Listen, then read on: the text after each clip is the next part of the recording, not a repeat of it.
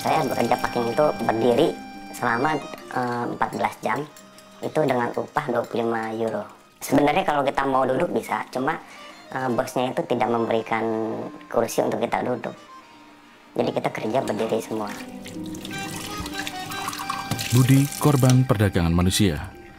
Terdesak hidup miskin di ibu kota Jakarta, Indonesia, ia nekat berangkat ke Belanda untuk bekerja secara ilegal. Setelah meminjam uang sana-sini sampai 25 juta rupiah, ia berangkat dengan pesawat terbang ke Paris, Prancis, kemudian naik kereta api menuju Belanda.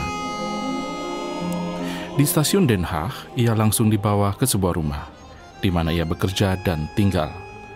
Budi terkejut. Situasi di tempat itu mirip perbudakan. Biasanya kalau mulai kerjanya itu malam. Dari jam 7 malam sampai selesai bisa jam 9 pagi. Itu udah paling cepat. Bahkan kadang suka bisa lebih.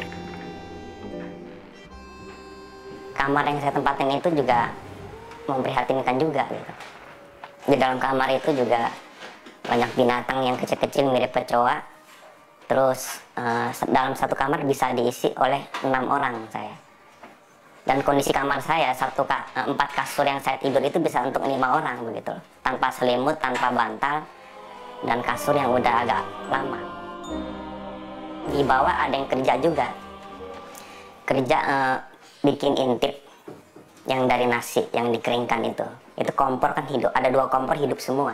Satu kompor itu kan ada 4 api yang menyala, jadi kalau 2 kompor berarti 8 api yang menyala, itu hidup terus dari pagi sampai malam non-stop. Dan itu panasnya pasti ke atas.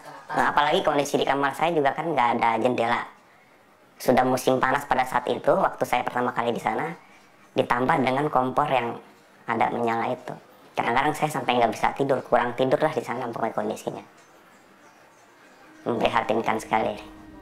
Setelah 3 pekan menjalani hidup nestapa, pada bulan Juli tahun 2009, polisi Belanda melakukan razia.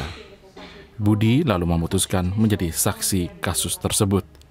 Di pengadilan Den Haag, bekas bos Budi dituntut hukuman 3 tahun penjara.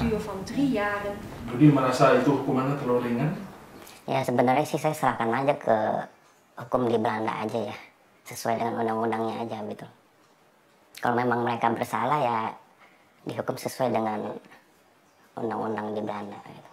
Kalau walaupun hanya dituntut yang tadi dibilang, yang penting minimal mereka itu bisa dihukum lah gitu loh, dan biar nanti ke depannya dia akan kapok nggak melakukan ini lagi begitu. Budi sekarang tinggal di rumah perlindungan.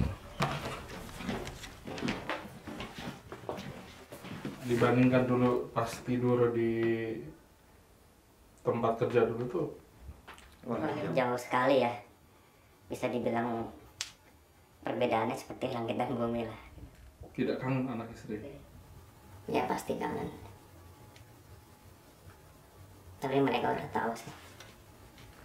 Terus masih telepon atau bagaimana dengan istri dan anak? Telepon sih jarang, yang paling sering SMS gitu loh, karena telepon juga mahal kan. Yang penting dia tahu kondisi kita di sini baik-baik, itu aja. Tidak takut nantinya, artinya baik dengan keselamatan Budi sendiri? Ada, pasti ada. Masalah keselamatan saya ada takut, cuma saya kan memberikan kepada polisi kepercayaan lah untuk keamanan saya gitu. Itu pasti ada, yang namanya saksi pasti ada rasa takutnya. Cuma saya melakukan ini supaya tidak terjadi korban-korban berikutnya begitu, dan mereka bisa kapok.